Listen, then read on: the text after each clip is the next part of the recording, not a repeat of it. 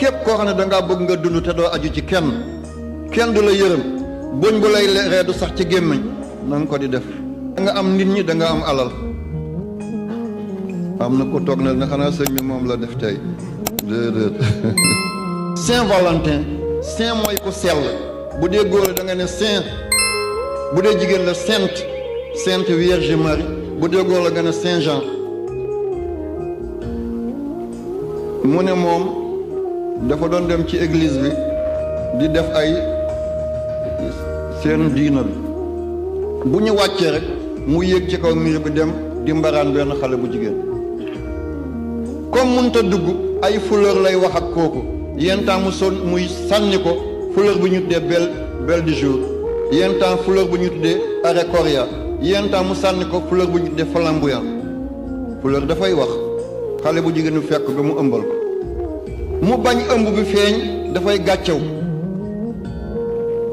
boobu militaire yi Europe dafa bëri woon guerre, dañ doon naan ku nekkul officier bul denc soxna ndax mun ngaa dem ci front bi nga dee, kon ay jirim dañuy bëri ci dëkk bi.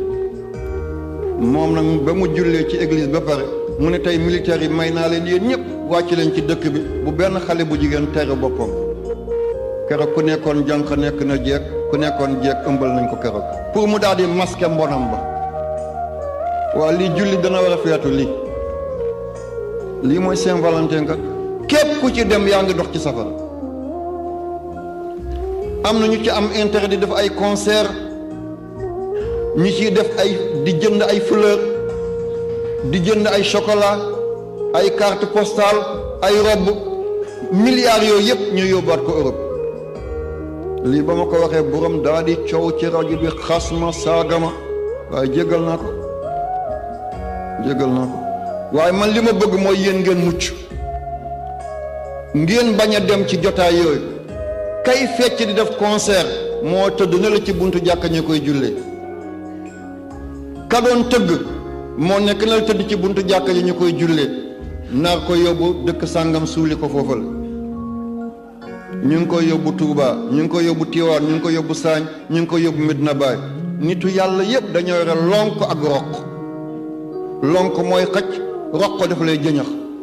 boo defee lu baax ngay taalibe bu baax, boo nekkoon fii ba Amérique sa sëriñ xëccal mu lonk la nga ñëw.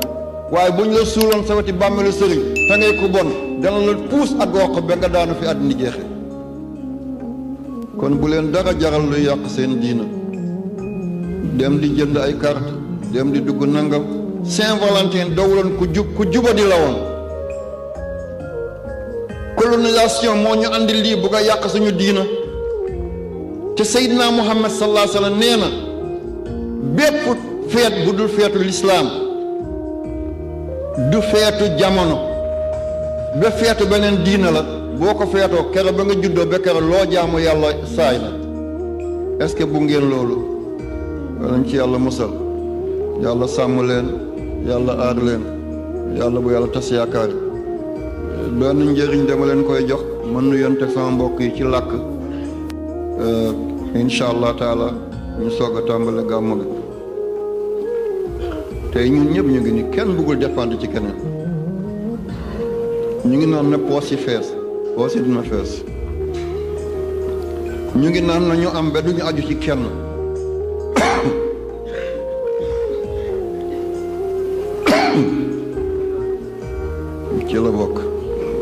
ci la bokk daf koy neexal. daf koy neexal.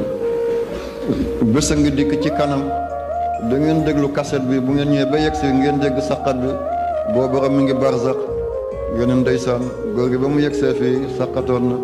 lii dafay doon ay souvenir ci yéen, bor keroogee yàlla na yàlla may ñu xoli muñ yaa rabbi. ngeen bàyyi seen xel ci turi yàlla bi.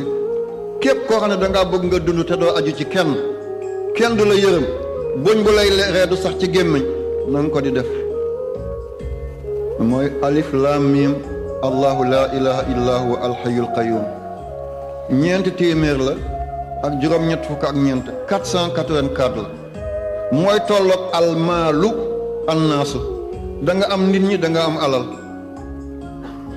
am na ko toog na xanaa sëñ bi moom la def tey déedéet ñi fi nekkee mbëggeel moo leen fi andi ñi fi nekkee mbëggeel moo leen fi andi waaye da nga ko def 484 mooy tolloog annaasu almaalu da nga am alal da nga am nit ñi da nga neex nit ñi te mooy tolloog xayyun qayyum yaasin boo bindee xayyun qayyum yaasin 484 la mooy tolloog almaalu annaas 484 la mooy tolloog alif lam mim allahu laa ilaha illa huwal hayyul qayyum te nitu yàlla yu bëri nee nañ ismulal azam fa la nekk kon noo koy liggéeyee boo xëyee suba balaa ngay génn nga def ko lim boobu 484 boo bëggee tëdd guddi nga def yaa hayyu yaa qayyum yaasin 484 nga def la ba 484 jours loo sumb mu sotti loo jéem mu ant loo dogu yàlla may la ci ndam yal na yàlla barkeel yaa rabbi